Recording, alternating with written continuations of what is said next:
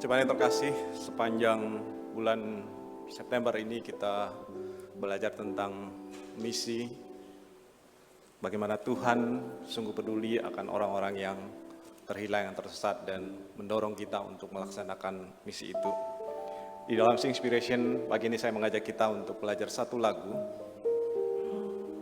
yang ada di dalam KPPK nomor 341, biar ini boleh menjadi satu pengingat, satu penolong bagi kita untuk terus setia, karena kasih Kalvari itu yang terus membangkitkan semangat kita untuk boleh mengabarkan Injil bagi orang-orang yang di dalam kegelapan. Lagu ini mungkin lagu yang jarang dinyanyikan. Saya akan memulai nanti, dan jemaat sekalian yang sudah tahu boleh juga bernyanyi lebih keras.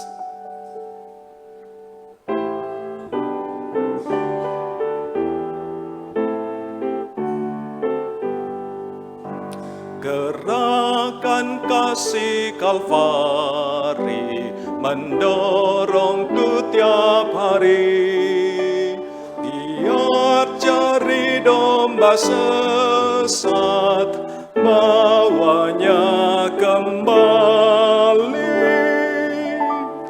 Api mesbah yang membara bangkitkan kasih semula.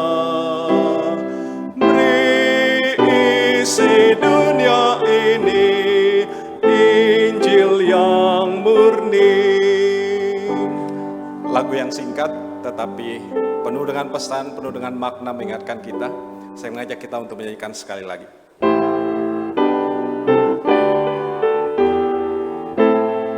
Gerakan kasih Kalvari. Gerakan kasih Kalvari mendorongku tiap hari, dia cari domba sesat bawanya kembali. Api mesbah yang membara bangkitkan kasih semula. Beri isi dunia ini Injil yang murni. Bait yang kedua, bangkitkan gerejamu Tuhan, beritakan kasih Allah, kibarkan panji salibmu sampai seluruh dunia. Dengan semangat membara, bersatu dan setia, bawalah setiap jiwa, selamatkan mereka.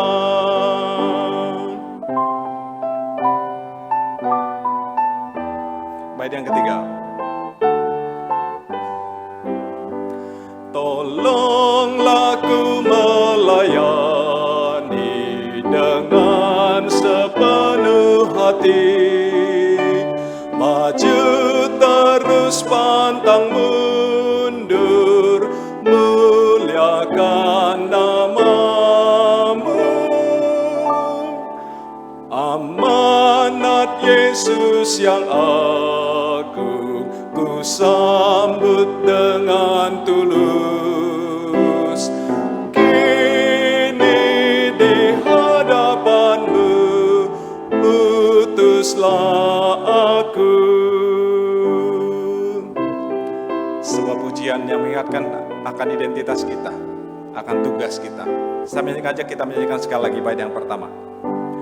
Gerakan kasih Kalvari mendorongku tiap hari, giat cari domba sesat bawanya kembali.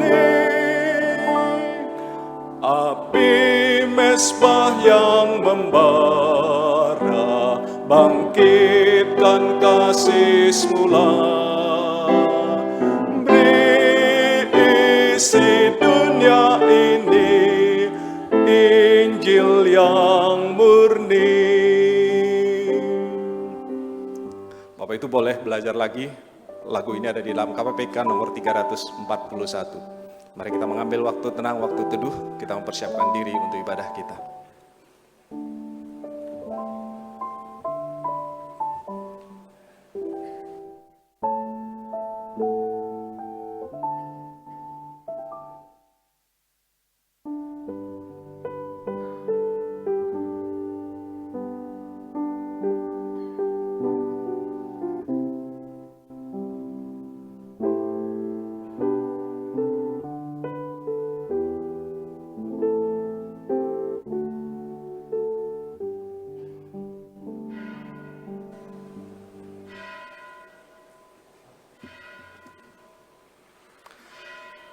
Jemaat yang terkasih, Shalom. Shalom. Kita bersyukur untuk anugerah Tuhan yang terus menyertai, membimbing kita, memberikan waktu bagi kita untuk boleh hadir di rumahnya pagi ini. Saya mengajak kita semua untuk boleh bangkit berdiri.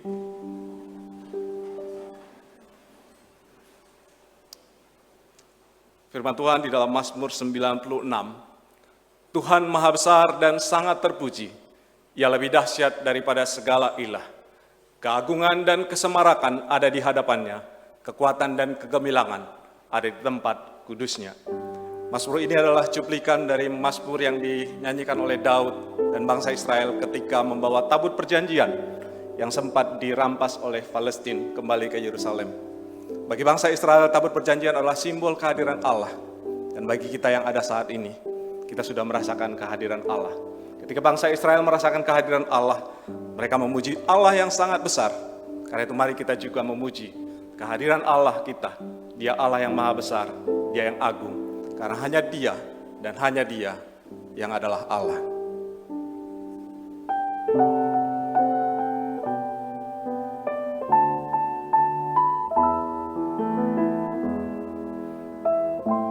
God and God alone.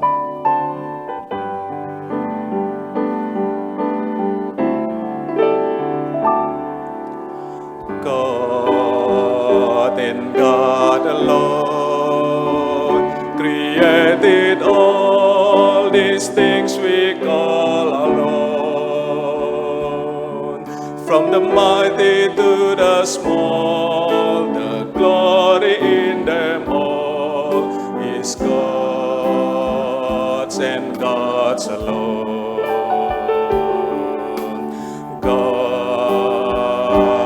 God alone reveals the truth of all we call unknown, and all the best and worst of men won't change the Master's plan. It's God's and God's alone. God and God alone made to take the universe throne. Let everything that lives reserve its truest praise. For God and God alone, hanya Dia Tuhan.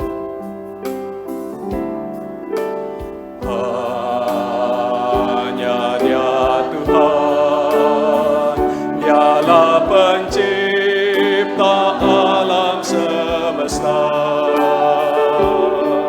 nyata kemuliaannya dalam ciptaannya, karena Dialah Tuhan. Hanya Dia Tuhan mengatur hari depan manusia, sebab jalan hidup umatnya dalam rencananya, karena Dialah Tuhan. Hanya Dia Tuhan, Dia bertata di atas semesta. Biarlah ciptaannya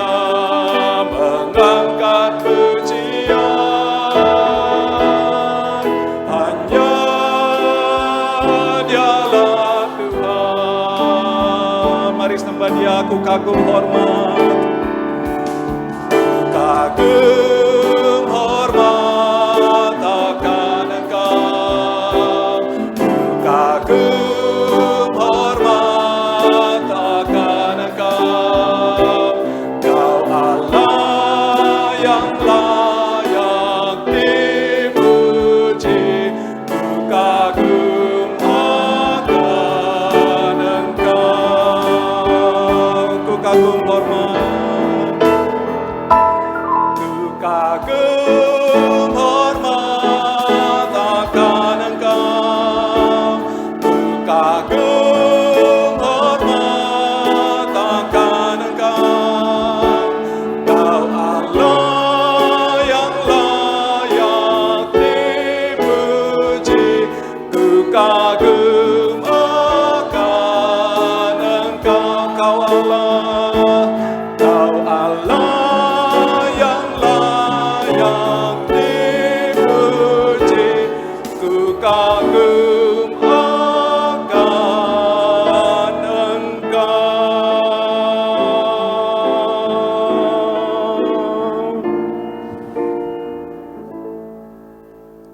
Sungguh benar ya Tuhan, Engkau adalah Allah yang maha besar.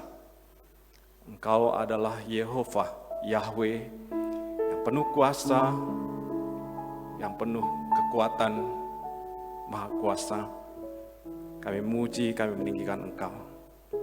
Engkau adalah Raja kemuliaan, kemuliaan atas semesta, atas hidup kami.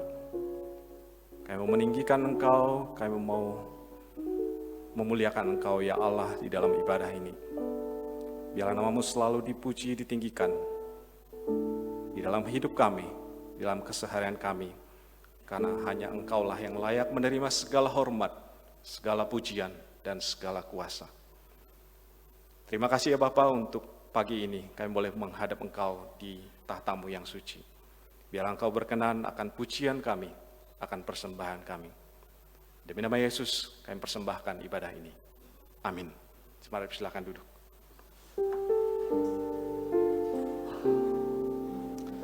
Firman Tuhan di dalam Filipi 4 berkata kita untuk bersukacitalah senantiasa. Dan ada satu pujian yang mengajarkan kita untuk dengan sukacita memuji Dia dan mempersembahkan sukacita itu kepadanya. Sukacita kusembahkan.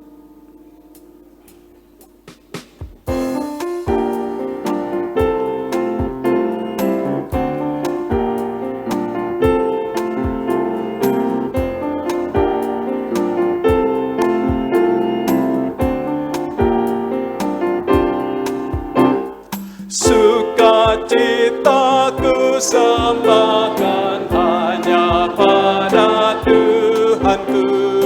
Hatiku bagaikan bunga mekar karena sinarnya. Awan maut ketakutan dienyahkan olehnya.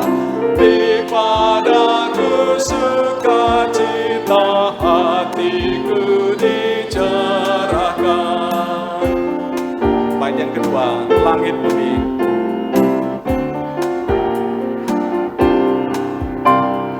Langit bumi alam semua menyatakan mulianya. Bintang malaikat menyanyi mengitari tahtanya. Ladang hutan gunung lembah padang hijau samudra. Burung nyanyi air mengalir, ajak kami senanglah. Baik, yang ketiga, sumber berkat pohon rahmat.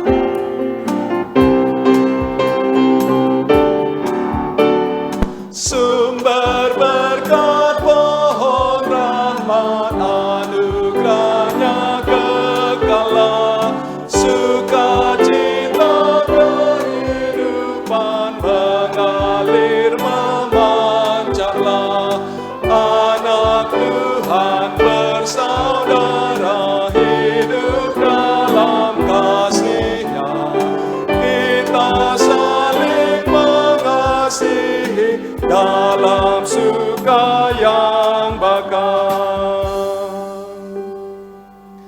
paduan suara Sanctus juga akan mempersembahkan pujian bagi kemuliaan nama Tuhan.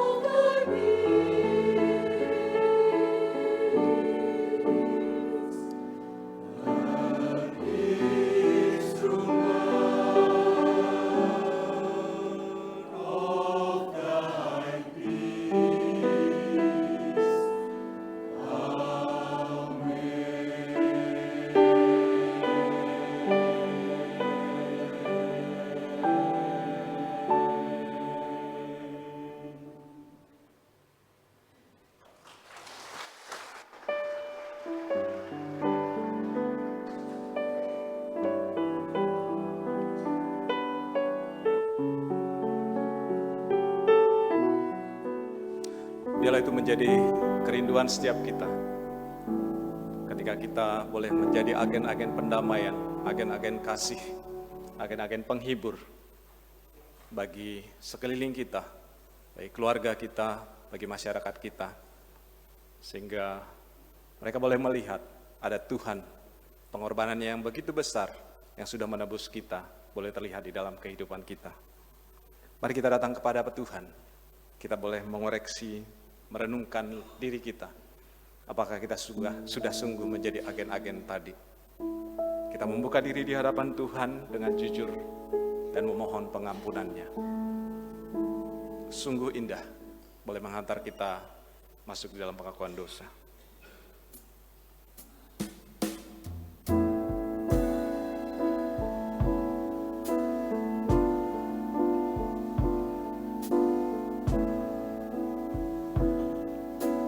Kemanakah aku dapat pergi? Kemanakah aku dapat pergi? Menjauhi Roh-Mu yang suci, Kau sahabat, dan Kau dekat.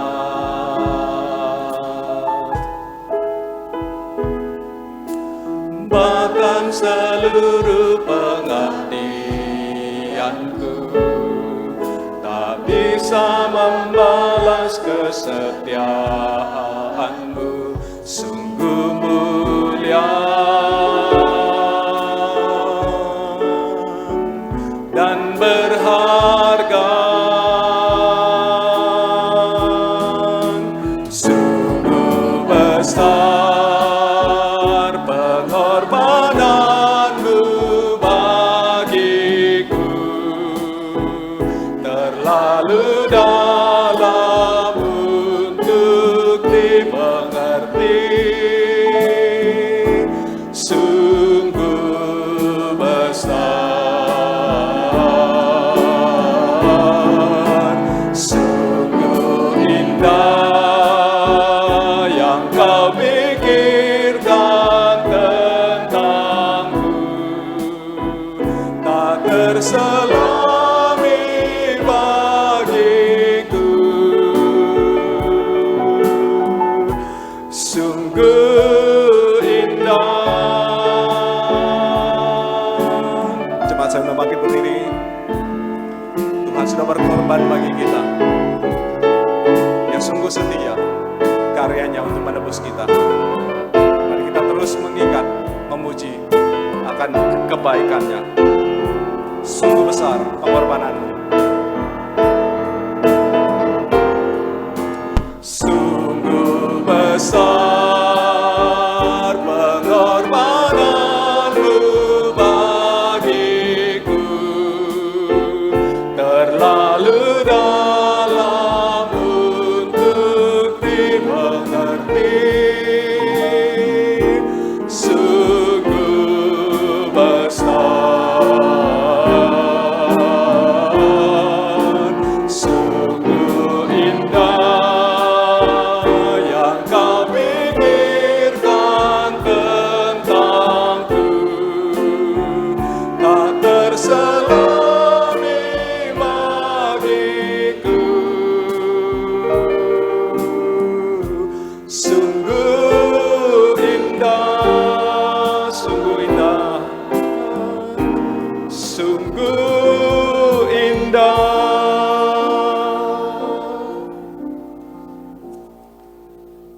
Jemaat yang terkasih, firman Tuhan berkata kepada kita semua, selidikilah aku ya Allah, dan selamilah hatiku. Ujilah aku dan ketahuilah pikiran-pikiranku. Lihatlah apakah jalanku serong, dan tuntunlah aku di jalan yang kekal. Kita bersyukur dengan pengorbanan Tuhan Yesus yang sungguh indah itu, sehingga kita hari ini dimampukan untuk menyelidiki hati kita di hadapan Tuhan. Tanpa anugerah Tuhan, kita tidak akan sanggup memahami betapa kita adalah orang yang berdosa dan memahami betapa besar anugerah Allah dalam hidup kita. Itu marilah kita pakai waktu ini baik-baik memikirkan kembali apa yang telah mendukakan hati Tuhan, dan kita memohon ampun dan mengingat kembali kasih-Nya yang kekal itu. Mari kita ambil waktu sejenak berdoa masing-masing di hadapan Tuhan.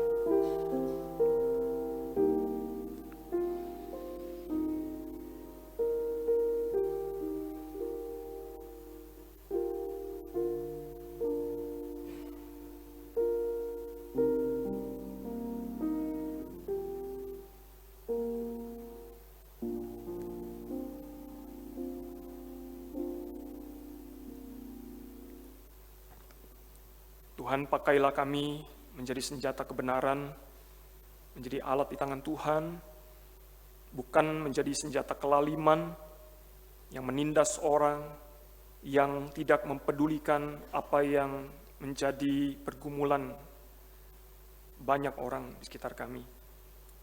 Pakailah kami menjadi alat di tangan-Mu, Tuhan. Kami menyadari bahwa kami seringkali lalai dan gagal melakukan apa yang kami tahu benar. Dan sebaliknya kami justru setia dan melakukan apa yang kami tahu salah. Kami telah meninggalkan Tuhan dan kami mencari kepentingan diri kami sendiri.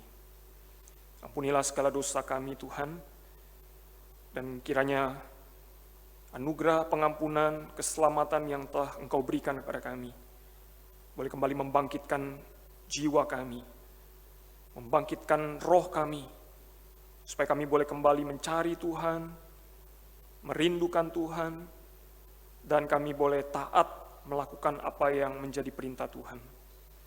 Jadikan kami saluran berkat bagi orang-orang yang ada di sekitar kami.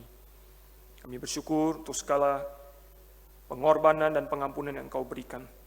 Kasih yang kekal itu tidak akan kami sia-siakan di dalam hidup kami. Kami ingin bagikan kepada orang-orang yang kami temui. Terima kasih Tuhan untuk setiap anugerah-Mu ini.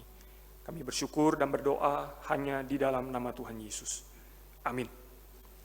Janji pengampunan dosa kepada kita semua dikatakan, aku akan melepaskan mereka dari segala penyelewengan mereka, yang dengannya mereka berbuat dosa, dan menahirkan mereka, sehingga mereka akan menjadi umatku, dan aku akan menjadi Allahnya.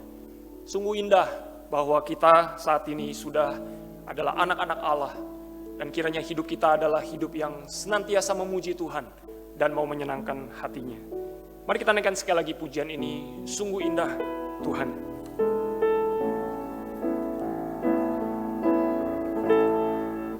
Sungguh besar pengorbanan-Mu bagiku, terlalu dalam untuk dimengerti. Sungguh besar,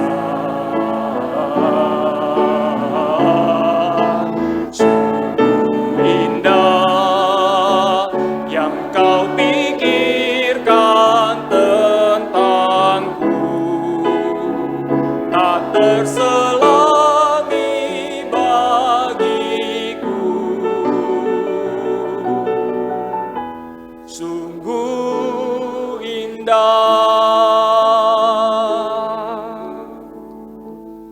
Bapak Ibu Saudara, marilah kita sebagai orang-orang yang sudah diselamatkan, diampuni dosanya, kita mau mengakui dan menyatakan iman kita dengan pengakuan iman yang dibacakan gereja di sepanjang abad dan tempat, dengan suatu pengakuan iman yang berkata demikian. Aku percaya kepada Allah, Bapa yang Maha Kuasa, Khalik langit dan bumi, dan kepada Yesus Kristus, anaknya yang tunggal Tuhan kita, yang dikandung dari Roh Kudus, lahir dari anak darah Maria, yang menderita sengsara di bawah pemerintahan Pontius Pilatus, disalibkan, mati, dan dikuburkan, turun ke dalam kerajaan maut. Pada hari yang ketiga, bangkit dari antara orang mati, naik ke surga, duduk di sebelah kanan Allah, Bapa yang Maha Kuasa, dan dari sana Ia akan datang untuk menghakimi orang yang hidup dan yang mati. Aku percaya kepada Roh Kudus, gereja yang kudus dan am, persekutuan orang kudus, pengampunan dosa, kebangkitan tubuh, dan hidup yang kekal. Amin. Jemaat dipersilakan duduk. Mari sebelum kita merenungkan firman Tuhan, kita bersama-sama berdoa. Biarlah Tuhan, kami hanya mau kembali kepada firman-Mu yang hidup, firman yang sanggup mengubahkan hati kami yang keras, firman yang bekerja, mendorong kami, menguatkan kami, memberikan kami visi, memberikan kami tujuan dan harapan. Apa yang harus kami lakukan di dalam dunia ini untuk menyatakan kasih kami kepada Tuhan. Biarlah hidup kami bukan hanya hidup yang tersembunyi, tapi hidup yang nyata di dalam dunia ini. Supaya banyak orang melihat hidup kami, mereka boleh mengenal dan tertarik kepada Tuhan Yesus. Kami bersyukur dan menyerahkan firman ini ke dalam tangan-Mu. Dalam nama Tuhan Yesus kami berdoa. Amin. Shalom, selamat siang Bapak Ibu Saudara, sama pagi Bapak Ibu Saudara terkasih. Pagi. Ya. Mari kita melanjutkan seri Yunus. Mari kita buka Yunus pasal yang ketiga. Yunus pasal yang ketiga, saya akan bacakan bagi kita semua. Yunus pasal yang ketiga, firman Tuhan berkata demikian. Datanglah firman Tuhan kepada Yunus untuk kedua kalinya. Pergilah segera ke Niniwe, kota yang besar itu, dan serukanlah kepadanya pesan yang kufirmankan kepadamu. Yunus pun segera pergi ke Niniwe sesuai dengan firman Tuhan. Niniwe adalah sebuah kota yang mengagumkan besarnya, 3 hari perjalanan luasnya. Yunus mulai masuk ke dalam kota dan berjalan sepanjang hari. Dia berseru, 40 hari lagi Niniwe akan dijungkir balikan. Lalu orang Niniwe percaya kepada Allah, mereka mengumumkan puasa, dan semuanya, baik orang dewasa maupun anak-anak, mengenakan kain kabung. Setelah kabar itu sampai kepada raja kota Niniwe, turunlah ia dari singgasananya. Ia menanggalkan jubahnya, menyelubungi dirinya dengan kain kabung, lalu duduk di abu. Atas perintah raja dan para pembesarnya, diserukanlah di Niniwe maklumat ini. Manusia dan ternak, lembu dan kambing domba tidak boleh makan apa-apa, tidak boleh makan rumput atau minum air. Semuanya manusia dan ternak harus berselubungkan kain kabung dan berseru sekuat-kuatnya kepada Allah. Masing-masing harus berbalik dari tingkah lakunya yang jahat dan dari kekerasan yang dilakukannya. Siapa tahu Allah akan berbalik dan menyesal serta berpaling dari murkanya yang menyala-nyala sehingga kita tidak binasa. Ketika Allah melihat apa yang mereka lakukan, bagaimana mereka berbalik dari tingkah lakunya yang jahat, menyesallah Allah atas malapetaka yang akan diperbuatnya terhadap mereka seperti yang telah disampaikannya. Ia pun tidak jadi melakukannya. Demikianlah pembacaan firman Tuhan. Bapak Ibu Saudara, kalau kita membaca kitab Yunus, mau dari perspektif apapun, mau kita sedang menggumulkan atau merenungkan tema-tema tertentu, sebenarnya ada satu berita utama yang harus selalu kita ingat setiap kali kita membaca kitab Yunus. Berita itu adalah Allah begitu mengasihi manusia yang berdosa. Ini adalah berita utama di dalam kisah Yunus. Tentu banyak hal yang menarik. Yunus juga menarik untuk diceritakan. Ikan besar juga menarik untuk diceritakan. Para awak kapal juga menarik untuk diceritakan. Kota Niniwe, bangsa Niniwe juga menarik untuk diceritakan.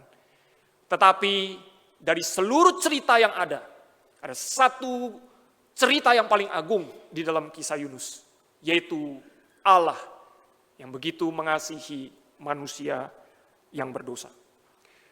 Tuhan Yesus sendiri, Bapak Ibu, memakai kisah Yunus untuk memberitakan karya keselamatannya. Dari sekian banyak cerita dan berita di dalam perjanjian lama, Allah memakai kisah Yunus untuk memberitakan karya keselamatan di dalam Kristus. Pada pasal yang ketiga ini, kita akan merenungkan kasih Allah yang muncul di dalam 2 peristiwa. Peristiwa yang pertama adalah peristiwa di mana Allah memberikan kesempatan kepada Yunus. Itu berita kasih Allah yang pertama. Dan berita kasih yang kedua adalah Allah memberikan keselamatan kepada bangsa Niniwe. 2 ini kita bisa ingat ya Bapak Ibu, gampang. Kesempatan kepada Yunus dan keselamatan kepada bangsa Niniwe. Mari kita lihat satu persatu poin ini. Bapak Ibu Saudara, Allah itu memelihara Yunus di perut ikan. Untuk apa? Allah memelihara Yunus di perut ikan untuk memberikan kesempatan kedua bagi Yunus untuk melakukan tugas dan panggilan yang Allah berikan. Allah di sini kita melihat dia tidak berubah. Allah di sini kita melihat dia tidak punya plan B, plan C, plan D kalau Yunus tidak mau. Allah tidak memilih nabi-nabi yang lain. Allah hanya mau Yunus yang pergi ke Niniwe. Karena itu Allah bekerja mengubah hati Yunus. Allah mengubahkan Yunus, Bapak Ibu Saudara. Nah, kita melihat di sini Bapak Ibu Saudara, sebelum Allah memulai pelayanan misi, Allah terlebih dahulu bekerja di dalam kehidupan si pembawa berita atau misi itu. Allah tentu peduli dengan pelayanan misi. Allah begitu sangat concern dan memperhatikan pekerjaan misi. Allah peduli dengan jiwa-jiwa yang terhilang itu, Bapak Ibu Saudara. Dan jiwa-jiwa yang terhilang itu akan selalu ada di mana-mana. Tetapi Allah begitu memperhatikan terlebih dahulu siapa yang harus membawa berita. Dan apa berita yang harus dia bawa kepada Tuhan. Karena itu Bapak Ibu Saudara, seringkali kita juga boleh memikirkan bahwa mandate itu atau mandat itu mendahului misi. Man precedes mission. Orangnya itu mendahului misi. Allah sangat concern sekali dengan siapa yang pergi, yang diutus. Karena kalau tidak ada yang pergi, bagaimana mungkin orang-orang itu bisa percaya kepada Tuhan? Bagaimana mungkin mereka bisa mendengar kalau tidak ada yang memberitakannya? Bagaimana mungkin ada yang memberitakannya kalau tidak ada yang mengutus? Karena itulah Allah terlebih dahulu memperhatikan si pembawa berita dan berita yang harus dia bawa. Barulah pergi melakukan pelayanan misi itu. Itu yang dikerjakan Allah di dalam kitab Yunus. Allah sangat memperhatikan si pembawa berita dan berita yang harus dia bawa. Tuhan ingin memastikan Yunus pergi dengan rela dan tahu apa yang harus dia sampaikan. Seringkali banyak pekerjaan misi atau pelayanan misi semangat, pergi, taunya pergi, semangat, bikin ini, bikin itu, bikin ini, bikin itu. Tapi lupa untuk memperhatikan orang-orang yang pergi. Siapkah orang yang pergi? Mampukah orang yang pergi? Benarkah dia memiliki hati yang mengasihi jiwa-jiwa itu? Atau pergi hanya untuk mencari kesenangan, ketenaran, popularitas? Tentu itu tidak yang kita harapkan di gereja kita. Siapa yang pergi? Berita apa yang harus dia bawa? Itu menjadi concern Tuhan. Karena itu Bapak Ibu Saudara, apa yang Tuhan lakukan kepada Yunus, dia mengubah Yunus terlebih dahulu. Mendidik Yunus terlebih dahulu. Menghajar Yunus terlebih dahulu. Karena itu bukan kesempatan kedua saja yang Yunus terima. Bukan hanya a second chance, tapi a change heart. Bapak Ibu Saudara, itu yang justru lebih penting. Dan kita Bapak Ibu seharusnya juga bukan bertumbuh dalam hidup kita karena kesempatan yang kita beri, yang kita punya, yang diberikan kepada kita. Tapi kita bertumbuh karena perubahan. Ya, we do not grow by chance, but by change, Bapak Ibu Saudara. Kita bukan bertumbuh karena kesempatan, tetapi karena perubahan. Percuma kalau banyak kesempatan diberikan kepada kita. Kesempatan kedua, ketiga, keempat, kelima. Tapi tidak berubah-ubah. Seperti seorang suami atau istri diberikan kesempatan kedua, kesempatan ketiga, kesempatan keempat. Tapi mengulangi terus perbuatannya. Percuma. Kesempatan itu anugerah Bapak Ibu Saudara. Belum tentu ada lagi. Tapi Tuhan mau mengerjakan lebih dalam kepada Yunus. Bukan hanya kesempatan yang Tuhan beri, tapi perubahan itu sendiri. Seorang bernama Ken Bailey, seorang buruh kasar di Alaska. Setelah dia bekerja selama setahun, Bapak Ibu, dia punya kesempatan untuk kembali ke rumah. Dan waktu itu dia memutuskan ketika kembali pengen ke gereja, ya, mengunjungi gereja gitu. Minggu pertama dia duduk di kursi paling belakang. Bapak Ibu, perawakan Ken Bailey ini sangat kelihatan tidak ramah, agak menyeramkan dengan janggut yang begitu tebal, lusuh begitu ya, dia cuek datang ke gereja, ya. Dan tampaknya itu seperti seseorang yang tidak mungkinlah mau percaya kepada Tuhan Yesus, tidak mungkinlah mau jadi orang Kristen, begitu. Tetapi pagi itu Injil ketika diberitakan, air mata mengalir di wajah Ken Bailey, dan hari itu dia menyerahkan hidupnya kepada Tuhan Yesus. Minggu berikutnya Bapak Ibu, dia kembali ke gereja. Dan dia mengenakan setelan jas seperti saya ini. Rapi sekali, ganteng sekali, keren sekali. Dan sudah cukuran bersih. Tidak ada lagi janggut yang tebal. Tampangnya sudah berubah, begitu ramah dan bersahabat. Ketika seseorang bertanya kepada Ken Bailey, apa yang menyebabkan dia mau bercukur? Dia mau begitu pakaian rapi ke gereja. Apa yang menyebabkan dia mau berubah seperti itu? Lalu dia berkata begini, Bapak Ibu Saudara. Tuhan Yesus itu mengubah saya di dalam. Dan saya ingin orang tahu perubahan di dalam diri saya. Karena itu saya mengubah apa yang di luar. Seringkali kalimat ini juga bisa dipakai oleh orang-orang yang pengen cuma nampak berubah saja. Jadi luarnya dibagus-bagusin, didekor gitu. Tapi dalamnya tidak terjadi perubahan apapun. Tapi tidak dengan Ken Bailey.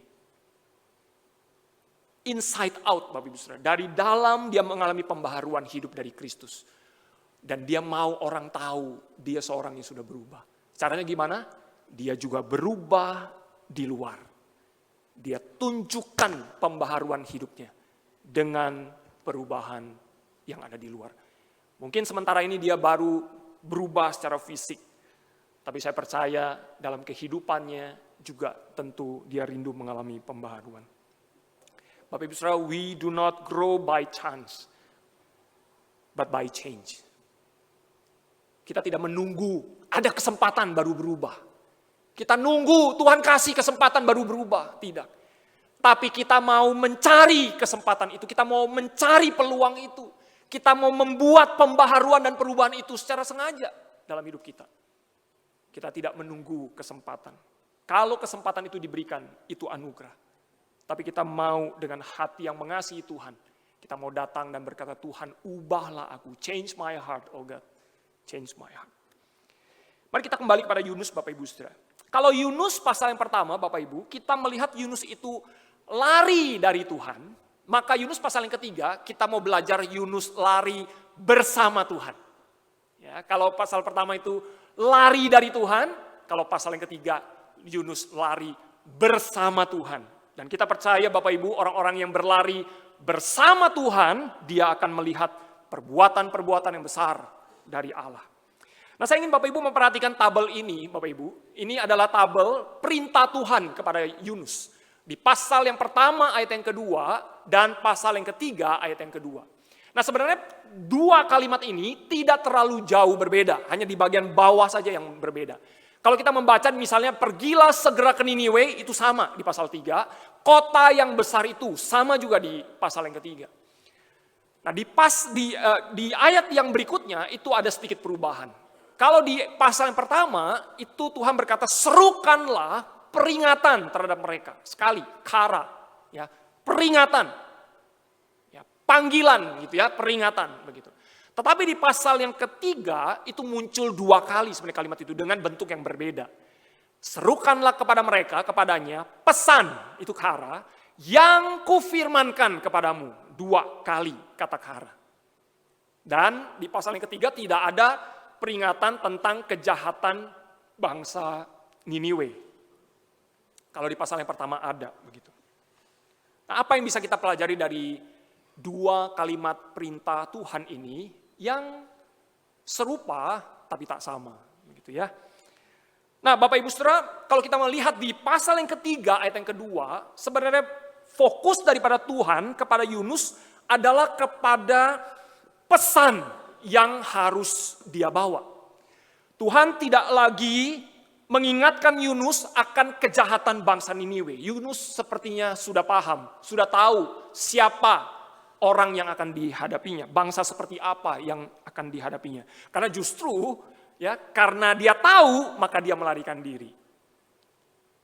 Maka Tuhan tidak lagi mengingatkan Yunus akan siapa bangsa Niniwe.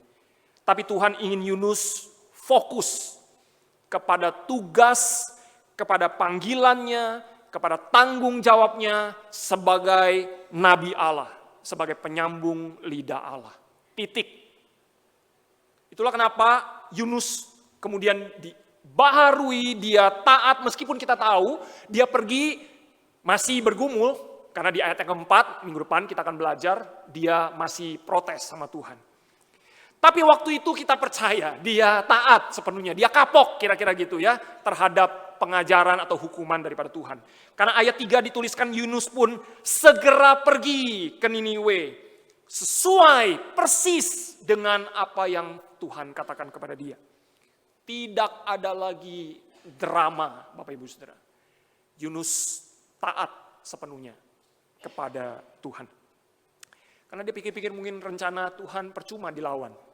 Nggak akan sanggup. Siapa yang bisa melawan rencana Allah? Tuhan mau Yunus fokus sama tugasnya, sama pesan yang harus dia bawa. Bukan kepada kebencian hatinya, bukan kepada kekhawatiran hidupnya, tapi kepada tugas, pesan yang harus dia bawa. Bapak Ibu Saudara, ada seorang hamba Tuhan, pendeta yang sangat dipakai Tuhan luar biasa di Sri Lanka, bernama Ajit Fernando. Dia melayani bersama Youth for Christ di Sri Lanka. Nah, dalam sebuah khotbahnya dari Yunus pasal yang keempat, yang bertema bagaimana memandang orang dengan mata Tuhan, dia berbagi cerita tentang momen Yunus pribadinya, Bapak Ibu Saudara. Dia berkata begini, kami punya seorang staf pekerja yang ditangkap polisi karena dituduh sebagai seorang teroris. Dan dia harus mendekam di penjara selama 15 bulan. Tapi kemudian dia dibebaskan tanpa tuduhan apapun kepada dia. Tapi menariknya, waktu dia ada di dalam penjara, dia memulai pelayanan penjara. Dan banyak orang berjumpa dengan Tuhan Yesus. Ini adalah saat yang indah di mana kehidupan masyarakat diubahkan. Kami makan, kami merayakan Natal waktu itu bersama dengan 800 orang di penjara. Kami mengadakan kebaktian Natal dan itu adalah waktu yang sangat mengharukan sekali. Banyak orang datang dan berkata kepada saya, kami bersyukur kepada Tuhan bahwa kami datang ke penjara ini. Karena justru di penjara ini kami berjumpa dengan Tuhan Yesus. Kami bersyukur. Lalu ada seorang kerabat yang pergi bersama kami dalam pelayanan misi ini. Dia berkata kepada saya sambil menunjuk seseorang narapidana. Pak Ajit Fernando, kamu lihat gak orang itu? Itu tuh ya itu. Kamu tahu gak Pak? Dia itu adalah orang yang bertanggung jawab atas pemboman markas komando di Sri Lanka. Iya, di Sri Lanka, di tempat kita. Dan dia sangat serius mempertimbangkan Injil Kristen hari ini. Lalu Ajit Fernando ya berkata, waktu saya mendengar peristiwa itu memang sangat menakutkan. Kalau di Indonesia itu kayak markas komando ini kayak Mabes TNI atau Mabes Polri begitu kira-kira Bapak Ibu Saudara ya. Lalu dia berkata ketika markas itu dibom, itu adalah hari yang paling menakutkan yang saya ingat. Karena gedung markas komando itu terletak di sebelah tepat sekolah anak saya. Waktu saya mendengar bom itu meledak, saya pergi ke jalan dan saya bertanya kepada orang, di mana bomnya meledak? Orang berkata di sekolah dan ternyata itu sekolah anak saya. Saya cepat-cepat pergi naik sepeda motor saya ke sekolah anak saya dan saya akhirnya menemukan anak saya ada di sana dan dia selamat. Dia hanya mengalami luka ringan karena sebagian atap kelasnya itu runtuh.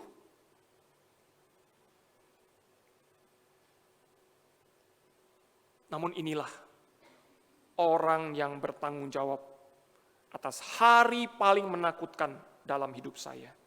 Dan hari ini dia sedang mempertimbangkan Injil. Lalu dia kembali melanjutkan. Waktu itu, saya melupakan semua ketakutan saya. Karena saya menyadari orang ini membutuhkan Injil.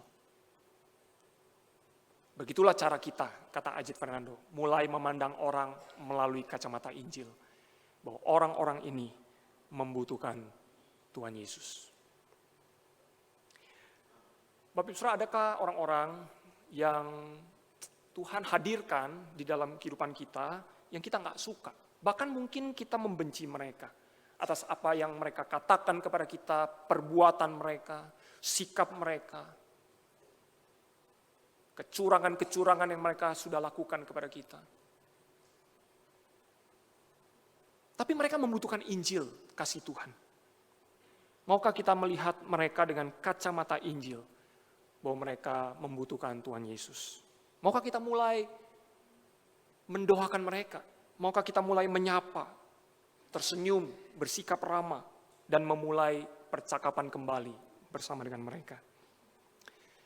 Bapak Ibu, Tuhan ingin memberikan kesempatan kepada kita untuk dipakai menjadi hamba-hambanya. Maukah kita minta kepada Tuhan, Tuhan bukan hanya a second chance Engkau berikan kepadaku. Kita percaya setidaknya mungkin dalam bulan ini kita berjumpa dengan orang itu mungkin ya. Atau kita mungkin berjumpa dengan bahkan keluarga kita sendiri yang kita nggak suka. Tuhan memberikan kesempatan-kesempatan itu kepada kita. Maukah kita pakai kesempatan itu dan sambil kita berkata, Tuhan jangan berikan hanya a second chance. Tapi berikan aku a change heart, hati yang Tuhan ubah. Supaya aku tidak melewati kesempatan itu begitu saja. Supaya aku tidak melupakan kesempatan itu. Sehingga aku menyesal pada waktunya. Aku belum melakukan apa-apa kepada orang ini. Ya, jangan kita sampai melewatkan kesempatan itu. Tapi yang paling penting, mintalah hati yang diubahkan. Setiap kali ada kesempatan itu, Tuhan beri saya hati yang diubahkan. Supaya hari demi hari, perlahan-lahan, saya mengasihi orang-orang yang saya benci sebenarnya. Karena dia membutuhkan kasih Yesus. Ini yang pertama Bapak Ibu Saudara, kesempatan Tuhan beri kepada Yunus dan kepada kita. Tapi mintalah hati yang diubahkan. Yang kedua Bapak Ibu Saudara, Tuhan memberikan bukti kasih-Nya dengan keselamatan yang dinyatakan kepada bangsa Niniwe. Bapak Ibu, sepanjang kitab Yunus, kita melihat bagaimana Allah mengasihi bangsa Niniwe. Jelas sekali Allah mengasihi bangsa Niniwe. Allah bekerja di dalam firman khotbah yang disampaikan oleh Yunus kepada mereka. Sehingga mengubahkan bangsa Niniwe yang jahat itu menjadi bertobat. Dan menarik sekali, hanya dengan 5 kata, kalau di dalam bahasa Ibrani, 5 kata. Hanya perjalanan sehari. Tapi Yunus dipakai Tuhan begitu luar biasa, membawa seluruh penduduk Niniwe bertobat dan percaya kepada Tuhan. Bahkan pertobatan mereka, Bapak Ibu, kalau kita membaca di sini begitu dramatis sekali, karena melibatkan seluruh orang, bahkan sampai kepada pimpinan tertinggi, raja, dan bahkan kalau kita membaca sampai seluruh ternak diikut sertakan untuk berkabung atas dosa-dosa bangsa Niniwe. Luar biasa sekali kuasa firman itu bekerja. Firman yang hidup, yang sanggup mengubahkan hati yang paling keras sekalipun. Ketika mereka mendengar khotbah Yunus bahwa dalam 40 hari Niniwe akan dijungkir balikan, Bapak Ibu, sebenarnya mereka tidak perlu menafsirkan macam-macam kata dijungkir balikan. Tidak perlu interpretasi yang rumit bagi mereka untuk merasakan kengerian Allah itu. Kita tidak tahu bagaimana mereka memahami kehancuran yang akan mereka terima kalau mereka tidak bertobat kepada Tuhan. Mungkin mereka sebagai bangsa yang besar, mereka tahu peristiwa-peristiwa sebelumnya yang terjadi kepada bangsa-bangsa yang melawan umat Israel. Bagaimana umat Israel memiliki Allah yang begitu besar dan perkasa yang luar biasa. Waktu itu mereka mengalami kengerian mendengar berita ini. Orang-orang Niniwe memahami inilah artinya dihancurkan. Dan mereka tidak mau hidup mereka hancur oleh Allah. Mereka berseru sekuat-kuatnya kepada Allah dan mereka berkata, siapa tahu Allah akan berbalik dari rencananya. Bapak Ibu Saudara, di dalam bahasa aslinya dari kata dijungkir balikan ini sebenarnya memiliki makna ganda. Makna yang pertama itu memang kata dihancurkan. Tetapi juga bisa diartikan dibawa kembali. Dengan kata lain, khotbah Yunus memiliki dua pesan, Bapak Ibu Saudara. Pesan yang pertama adalah kalau mereka tidak bertobat, maka mereka akan dihancurkan. Tetapi pesan yang kedua, kalau mereka bertobat, maka Tuhan akan membawa mereka kembali. Bukankah ini berita Injil, Bapak Ibu Saudara? Seperti yang Yohanes tuliskan dalam pasal 3:36, siapa saja yang percaya kepada anak, dia beroleh hidup yang kekal. Tetapi, siapa saja yang tidak taat kepada anak, dia tidak akan melihat hidup, melainkan murka Allah tetap tinggal di atasnya. Pesan yang sama, tidak berubah. Pesan Injil, sejak dulu sampai sekarang, sampai kita hari ini, kita miliki, kita pegang, kita beritakan hari ini. Berita Injil tidak boleh berubah, Bapak Ibu Saudara. Dua berita Injil ini harus kita beritakan. Manusia yang tidak bertobat, dia akan menerima hukuman Allah.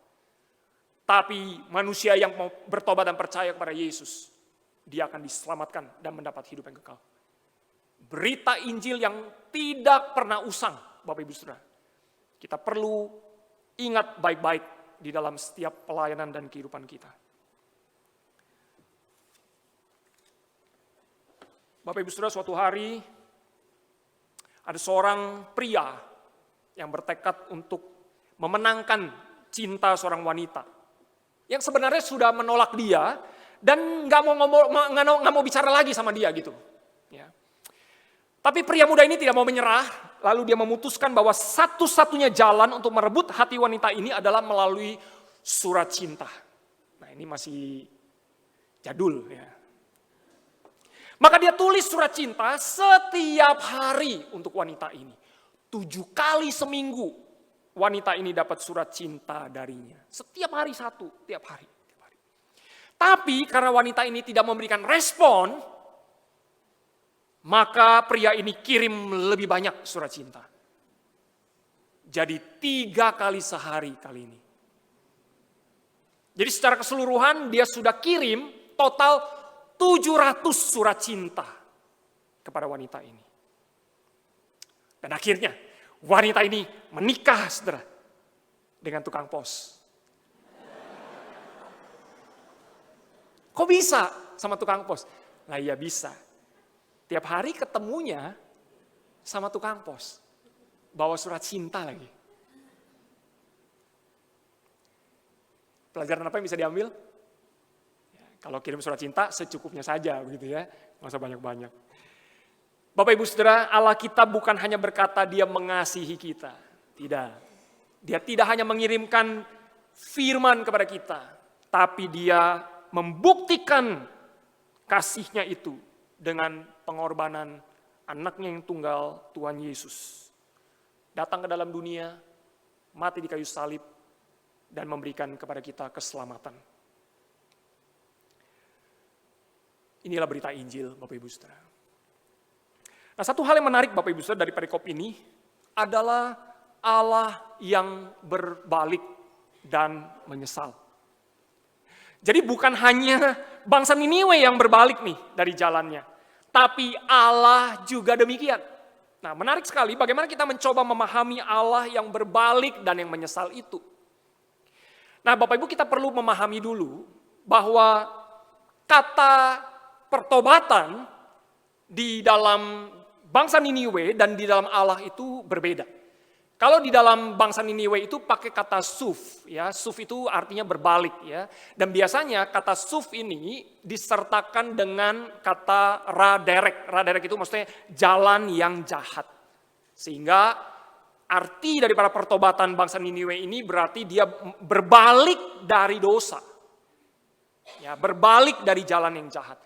Nah, sedangkan berbaliknya Allah itu menggunakan kata nakham. Nakham itu maksudnya berubah pikiran.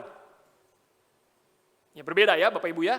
Berubah pikiran. Yang satu berbalik dari jalan yang jahat, yang satu artinya berubah pikiran. Nah, tapi masalah ini juga belum selesai. Karena pertanyaan kita berikutnya, apakah Allah kita bisa berubah pikiran? Nah, itu pertanyaan kita. Nah, Bapak Ibu Saudara, setiap kali kita berhadapan dengan katakanlah kontradiksi, begitu ya, tanda kutip ya, di dalam Alkitab, saya ingin mengajak kita itu memikirkan Allah itu dengan berangkat dari pemahaman yang tertinggi dari Allah, begitu Bapak Ibu Saudara. Jangan kita menilai atau mencoba kita menafsirkan Alkitab itu dari pemahaman Allah yang tampaknya abu-abu, begitu. Wah, Allah bisa menyesal ya. Wah, Allah bisa berubah pikiran ya. Kalau seperti itu nanti kita tidak akan mendapatkan kebenaran yang seharusnya. Nah, kita perlu berangkat dari pemikiran atau pemahaman Allah yang tertinggi, yaitu apa? Bahwa Allah kita, Allah yang tidak pernah berubah, Bapak Ibu Saudara. Allah kita, Allah yang berdaulat di dalam seluruh rencananya yang kekal, begitu. Dia Allah yang kudus, yang benar, yang tidak pernah berbohong. Sehingga pada waktu kita berhadapan dengan ayat-ayat seperti ini, kita tidak pernah meragukan siapakah Allah yang kita sembah. Karena kalau misalnya kita melihat Allah kita bisa berubah seturut dengan keinginan manusia atau kondisi manusia, maka sebenarnya kita bisa mempertanyakan apakah rencana Allah itu sempurna. Kalau Allah kita rencananya tidak sempurna, maka apakah dia Allah yang layak untuk dipercaya? Nah, pertanyaannya apakah Alkitab berkontradiksi dalam kisah Yunus ini? Tentu saja tidak, Bapak Ibu Saudara. Dari perspektif manusia, kita melihat Allah berubah. Dalam keterbatasan pengertian kita melihat kelihatannya Allah berubah. Tetapi sebenarnya dari perspektif Allah, tidak ada yang berubah. Karena semua ini ada di dalam rencana Allah yang kekal. Di dalam kebodohan kita, Bapak Ibu Saudara, kalau kita pun memahami ada perubahan-perubahan yang Allah lakukan. Tapi perubahan itu pun ada di dalam ketidakberubahan daripada rencana Allah yang kekal. Itu yang mesti kita pahami, Bapak Ibu Saudara. Dan sebaliknya, bagian ini justru menunjukkan kepada kita betapa Allah kita Allah yang berinteraksi dengan ciptaannya.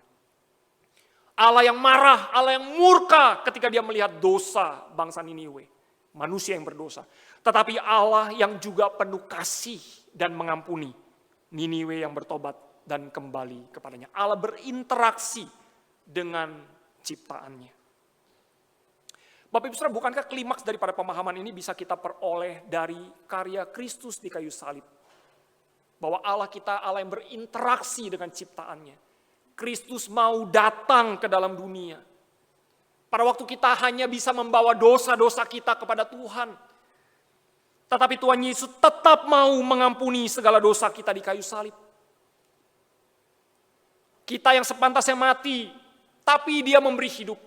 Kita yang sepantasnya dihukum, dia memberi pengampunan.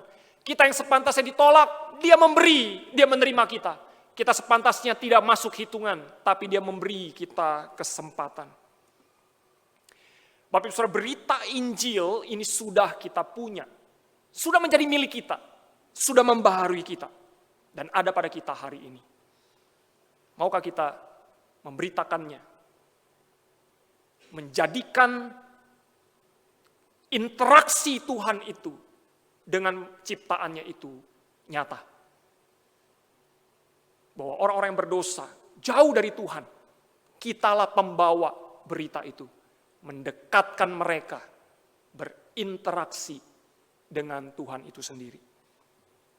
Ibrani pasal 2 ayat 3 berkata, bagaimana kita akan luput jikalau kita menyia-nyiakan keselamatan yang sebesar itu yang mula-mula diberitakan oleh Tuhan dan ditegaskan kepada kita oleh mereka yang telah mendengarnya. Berita Injil sudah tersebar, tersiar kemana-mana. Banyak orang membawa berita itu. Dan Tuhan juga mau pakai kita, memberi kita kesempatan membawa berita itu. Bagaimana mungkin akan luput berita Injil itu, sanggup mengubahkan. Bukankah berita Injil itu adalah kekuatan Allah yang menyelamatkan? Bapak Ibu Saudara, stop, jangan lagi lari dari Tuhan. Tapi berlarilah bersama Tuhan. Hari ini mari berlari bersama Tuhan. Jangan lari dari Tuhan. Kalau Tuhan memanggil kita, memperlengkapi kita, sudah memberikan berita Injil itu kepada kita, berlarilah bersama Tuhan. Dan kita akan melihat perbuatan-perbuatan yang besar dari Allah di dalam hidup dan pelayanan kita. Mari kita tundukkan kepala kita bersama berdoa. Tuhan, biarlah firman yang sudah kami dengar, sekali lagi boleh mengobarkan hati dan jiwa kami untuk lebih lagi mengasihi Tuhan dan mengasihi sesama kami. Kami mau bertekad hari ini tidak lagi lari dari Tuhan, tapi kami mau lari bersama Tuhan, melakukan perbuatan-perbuatan yang besar yang Tuhan ingin nyatakan. Tolonglah kami, ajari kami untuk setia kepada kebenaran firman-Mu. Hanya di dalam nama Tuhan Yesus kami berdoa. Amin. Tuhan memberkati Bapak Ibu.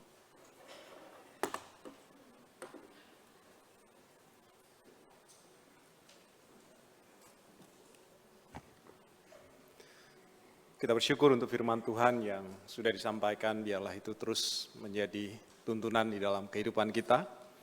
Tadi sudah diingatkan, kita harus selalu berlari bersama Tuhan. Sekarang kita diberikan kesempatan untuk boleh memberikan persembahan syukur kita kepada Tuhan. Jemaat boleh memberikan di dalam amplop, nanti memasukkan di dalam kantong persembahan, atau lewat scan QR code yang ada di layar atau di kursi di depan Bapak Ibu jemaat sekalian.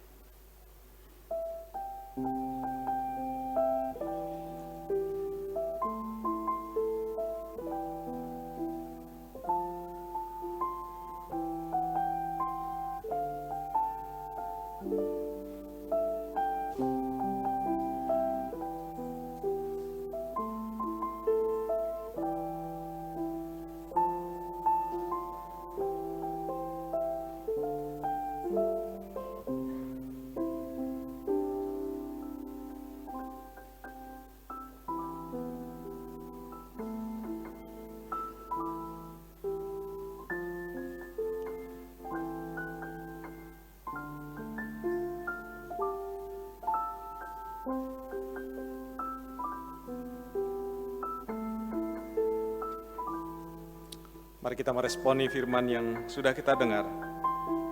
Kita memiliki hati sebagai hamba yang mau taat kepada Tuhan.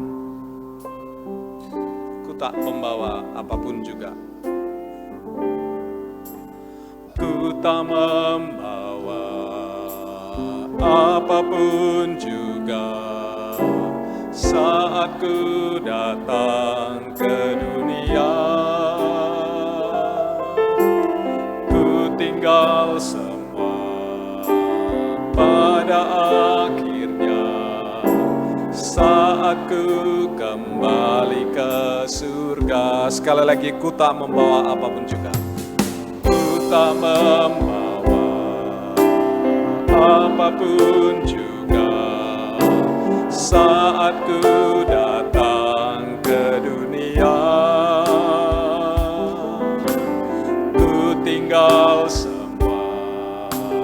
pada akhirnya saat membuatku kembali ke surga. Saya undang berdiri. Inilah yang ku punya, hati sebagai hamba yang mau taat dan setia padamu Bapa. Kemanapun ku bawa, hati yang menyembah dalam roh dan kebenaran sampai selamanya. Bagaimana ku membalas kasih-Mu, segala yang ku punya itu milik-Mu, itu milik-Mu. Inilah yang ku punya, inilah yang ku punya, hati sebagai hamba yang mau taat dan setia padamu Bapa. Kemanapun ku bawa, hati yang menyembah dalam roh dan kebenaran sampai selamanya. Dalam roh dan kebenaran sampai selamanya.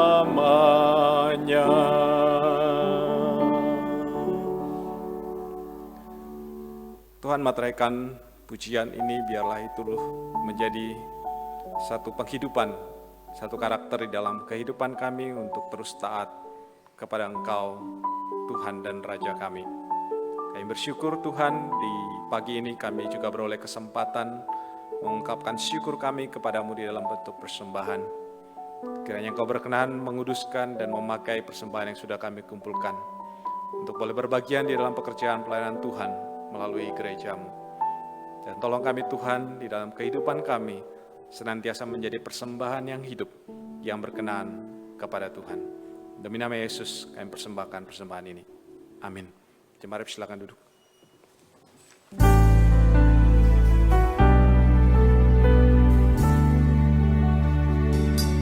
In Christ alone will I glory, though I could pride myself in battles won. For I've been blessed beyond measure, and by His strength alone I overcome. Oh, I could stop and count successes like diamonds in my hands, but those trophies could not equal to the grace by which I stand. In Christ alone I place my trust and find my glory in the power of the cross. In every victory, let it be said of me, my source of strength, my source of hope is Christ alone.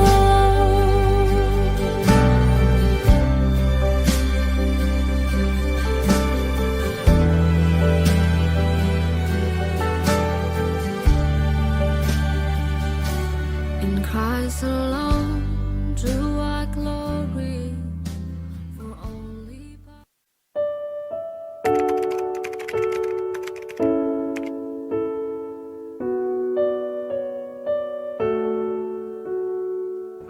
Dalam melakukan puasa, biasanya kita selalu mempunyai satu tujuan, ya. Nah, salah satu tujuan yang kita lakukan itu tentunya ingin lebih dekat kepada Tuhan, ya. Nah, kebetulan saya sendiri mempunyai pengalaman dalam melakukan puasa itu, ya. Biasanya kita pasti akan merasakan suatu lapar, gitu ya. Setelah jam-jam tertentu itu kita akan merasakan lapar. Nah, justru pada saat kita lapar itu, saya akan selalu ingat kembali apa sih tujuan daripada saya melakukan puasa itu. Dan pada saat itulah biasanya saya akan melakukan alone with God dan melakukan doa kepada Tuhan.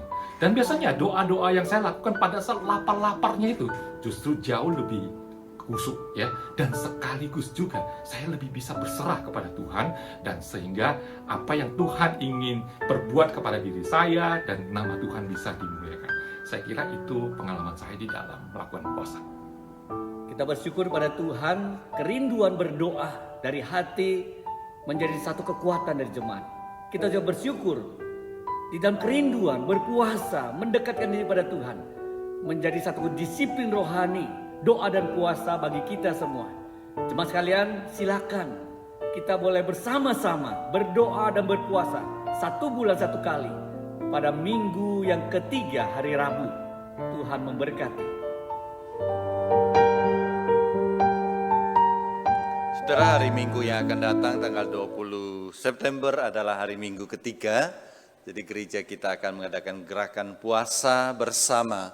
Saudara boleh berpuasa semampu saudara, lalu pukul 18 boleh kumpul di gereja. Gereja menyediakan makanan, kita buka puasa bersama, dan setelah itu kita mengikuti kebaktian doa. Hari Rabu ini, Rabu ketiga. Baik saudara sekalian, kita bersyukur kepada Tuhan dan kita mengucapkan terima kasih kepada rekan-rekan yang melayani pada hari ini. Kiranya semua boleh memuliakan nama Tuhan dan kita kembalikan pujian dan hormat tertinggi kepada Allah kita di surga.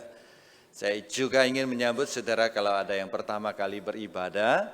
Ya, tadi saya sempat berkenalan dengan saudara Rini dan saudara Kusnadi ya, yang dari Pluit ya, boleh beribadah bersama kita, boleh berdiri, kita sambut dengan tepuk tangan ya, saudara Rini yang ada di sini. Selain kedua saudara kita, apakah masih ada di sebelah kanan saya? Boleh berdiri, kami ingin menyambut saudara. Tidak ada di tengah? Tidak ada juga ya, sebelah kanan, kiri ya ada satu saudari ya, boleh ya sambut dengan, boleh berdiri Ibu supaya bisa disorot ya. Selamat datang, selamat beribadah ya. Ya. Kasih di atas apakah ada? Ya tidak ada. Baik saudara, kita semua berdiri dan memberi salam kepada saudara di sekeliling kita.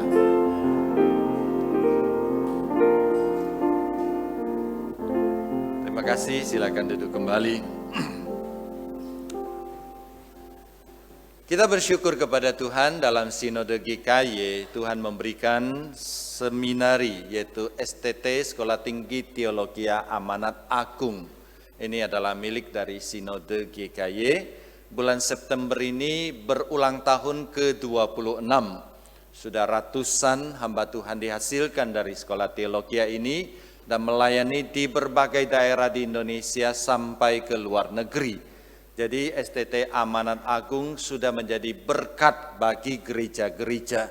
Dan di hari ulang tahunnya yang ke-26, saya kira adalah wajar kalau gereja memberikan kado ulang tahun kepada STT AA. Salah satu caranya adalah melalui persembahan, dan sinode memutuskan untuk mendorong jemaat memberikan persembahan secara khusus kepada STT AA. Saudara boleh memberikan persembahan dengan memasukkan dalam amplop. Di depan kursi saudara itu ada amplop, saudara boleh masukkan cash ke dalamnya dan nanti masukkan ke tempat kantong persembahan di depan. Atau saudara bisa mentransfer ke rekening gereja kita yang berakhir 145, nomor 145 itu ya. Dan jangan lupa saudara transfer, bisa scan kris yang ada di depan, atau ya transfer ya boleh dengan jangan lupa masukkan angka 26 ya. Jadi misalnya saudara memberikan persembahan 100.000, jadi 100.026, dan nanti bendahara akan mengumpulkan semua uang persembahan saudara dan gereja dari kas akan menggenapkan angka dari jemaat supaya angkanya bagus, cantik dan representatif saudara sekalian ya. Jadi kami dorong saudara untuk sungguh-sungguh memberikan ini, karena ketika kita memberikan persembahan kepada seminari sekolah teologi, kita menolong gereja Tuhan mendapatkan pelayan-pelayan yang tangguh ya. Itu adalah persembahan untuk STTAA. Kita juga mengucapkan selamat hari Sabtu yang akan datang ada 3 pasang saudara-saudari kita menerima pemberkatan nikah di gereja kita. Yang pertama adalah Saudara Julius Sriloka dan Saudari Devi Putri pukul 9. Saudara Preston Tiano dan Saudari Jennifer Reni Wongso Saputro pukul 11. Kemudian Saudara Yosua Susanto dan Saudari Francisca Halim pukul 13. Ya, kita panen saudara sekalian ya. Panen raya. Ini adalah panen sukacita. Jadi kita ucapkan selamat kepada ketiga pasang tersebut. Ya, selamat menempuh hidup baru dan Tuhan memberkati keluarga mereka. Demikian warta, saudara sekalian, saya undang saudara menundukkan kepala, mari kita berdoa. Bapa di surga, pada saat ini, di bulan ketika kami memperingati pelayanan-pelayanan misi di gereja kami berdoa bagi para utusan-utusan misi yang diutus oleh GKI Puri Indah ke berbagai daerah. Ada yang diutus sebagai missionary, ada yang diutus sebagai guru bimbel, ada yang diutus sebagai pelayan-pelayan lainnya. Kami berdoa bagi saudara-saudari kami, para utusan yang ada di tempat yang jauh maupun yang dekat. Mereka yang ada di Sumba, di NTT, di Kalimantan Barat, di Batam, di Banyumas, di Teluk Gong, Teluk Naka, bahkan di tempat-tempat lain. Kami mau serahkan mereka ke dalam tangan Tuhan. Tuhan, berkatilah mereka, berikan kekuatan kepada mereka. Kami tahu bahwa pelayanan mereka tidak gampang, mereka perlu beradaptasi menghadapi orang-orang sekitar, budaya yang baru, kehidupan yang baru. Tapi karena mereka taat kepada Tuhan, mereka berjalan, bahkan berlari bersama dengan Tuhan. Ada anugerah Tuhan yang cukup untuk mereka. Tuhan, ketika mereka kesepian, biarlah Allah Roh Kudus menghibur dan menguatkan mereka. Ketika mereka punya kebutuhan, biarlah Allah melalui cara-Mu yang ajaib mencukupkan kebutuhan mereka. Jika mereka mengalami ketakutan, biarlah Allah menguatkan dan menghibur mereka. Tuhan, kami berdoa, biarlah kami tidak hanya mendoakan mereka, tapi kami juga mengambil langkah-langkah yang konkret, mengambil tindakan-tindakan yang konkret, memberikan perhatian kepada para utusan Injil, para misioneri, guru bimbel yang ada di ladang untuk melayani Tuhan. Tuhan, berkati mereka dan pakai mereka untuk membawa pesan Injil kepada orang-orang dimanapun mereka melayani. Tuhan, pada saat ini kami juga berdoa menyerahkan jemaat GKI Puri Indah. Kami berdoa bagi beberapa saudara kami yang baru saja menjalani pengobatan, operasi, pemulihan, kemoterapi, pengobatan-pengobatan lainnya. Tuhan, mereka sangat butuh jamahan kuasa Tuhan. Tuhan, Engkau tolong tilik, Tuhan turunkan kuasa-Mu sehingga mereka dapat dipulihkan secara total. Kami juga mengingat saudara-saudari kami yang bergumul dalam kehidupan mereka dengan masalah pergaulan, masalah perekonomian, pekerjaan, relasi, masalah keluarga, masalah pendidikan.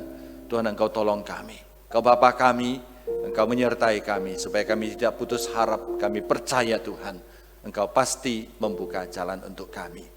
Berikan iman kepada kami untuk bersandar kepada Engkau, menempuh kehidupan kami. Terima kasih, kami kembalikan pujian dan hormat kepada Tuhan. Kami akan kembali ke tempat masing-masing. Bila 7 hari di depan kami berlari bersama dengan Engkau, membawa kabar Injil melalui kehidupan kami, melalui mulut kami, melalui kehidupan yang nyata. Demi nama Tuhan Yesus kami berdoa. Amin. Jemaat saya undang untuk berdiri. Kita kembalikan pujian dan hormat tertinggi kepada Allah di surga. Doksologi.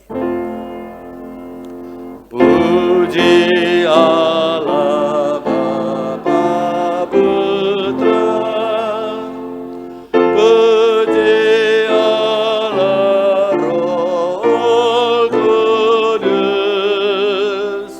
ketiganya yang esa, pun selalu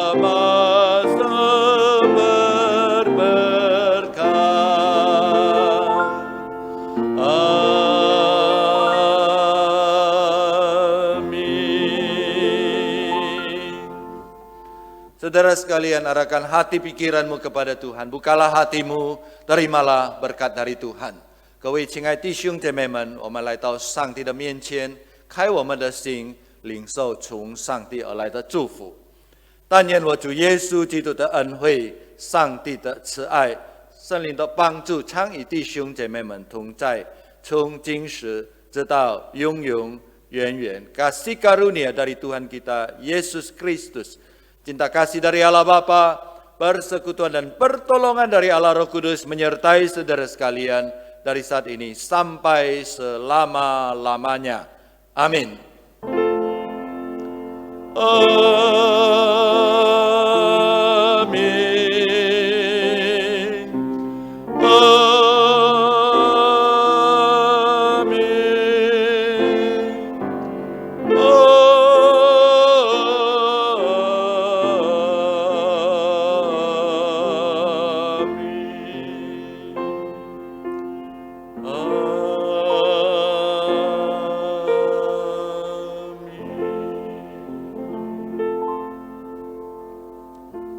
Silakan duduk.